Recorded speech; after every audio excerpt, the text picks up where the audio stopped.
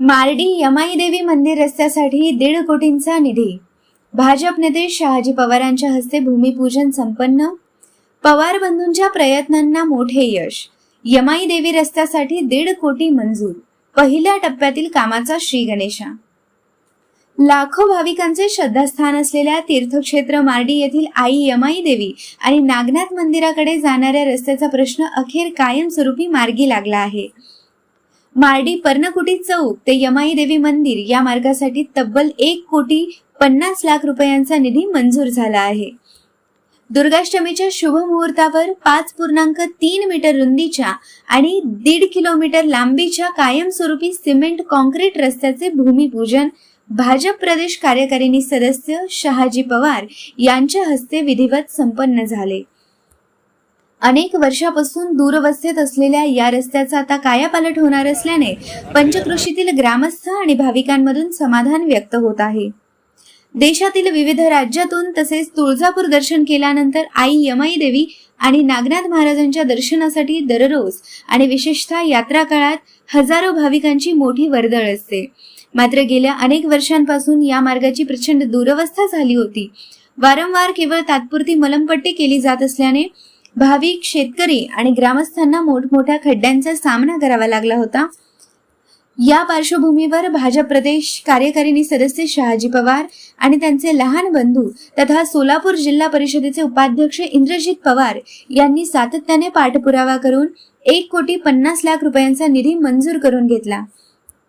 यामध्ये 30/54 लेखाशीर्षांतर्गत पहिल्या टप्प्यात 50,00,000 रुपये, दुसऱ्या टप्प्यात 50,00,000 रुपये आणि जिल्हा नियोजन समितीच्या म्हणजेच DPCच्या माध्यमातून उर्वरित 50,00,000 रुपये अशा 3 टप्प्यात हा निधी उपलब्ध झाला आहे.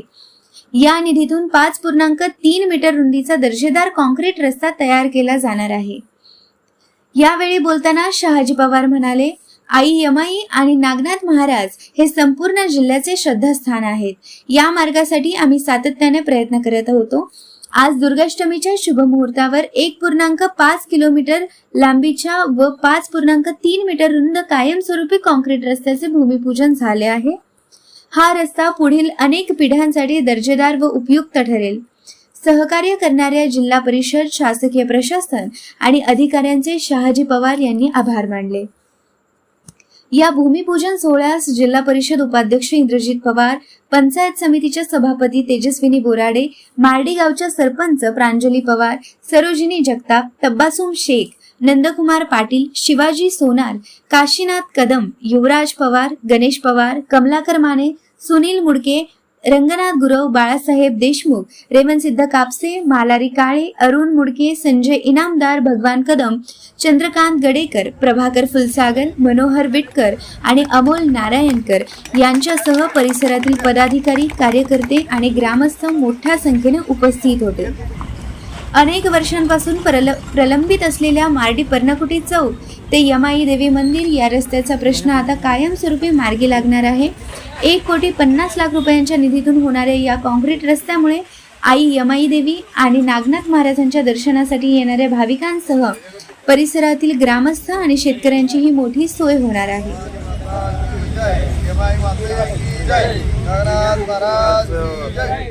या ठिकाणी दुर्गाष्टमीच्या निमित्तानं आई यमाईला जाणारा व नागनाथाला जाणारा जो रस्ता आहे त्या रस्त्याची अनेक वर्षापासून दुरुस्ती झालेली नव्हती.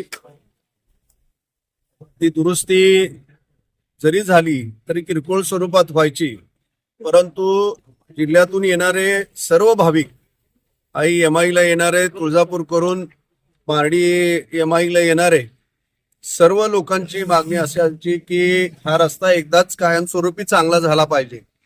आणि तालुक्यातली सुद्धा मागणी होती की यमाई हे जिल्ह्याचं दैवत असताना, तीर्थक्षेत्र असताना सुद्धा ह्या रस्त्याची वारंवार मागणी आम्ही केली, परंतु काही ना काही कारणानं त्याला अडचणी येत गेल्या.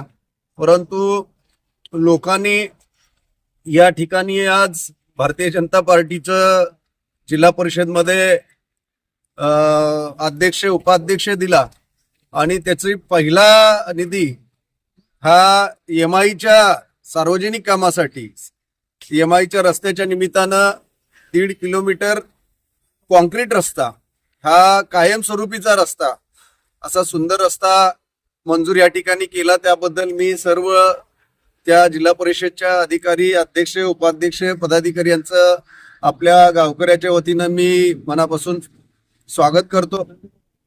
त्याचबरोबर अनेक कामं या ठिकाणी या माध्यमातून होत असताना हा रस्ता गावामध्ये येणाऱ्या सगळ्या लोकांच्या सुखसुविधेसाठी पिढ्यानपिढ्याच्या दृष्टीनं हा चांगला रस्ता होईल आणि लोकांच्या सोयीचा होईल. त्याबद्दल हा रस्ता ज्यांनी सहकार्य केलं त्याबद्दल सर्वांचं मी अभिनंदन करतो. धन्यवाद.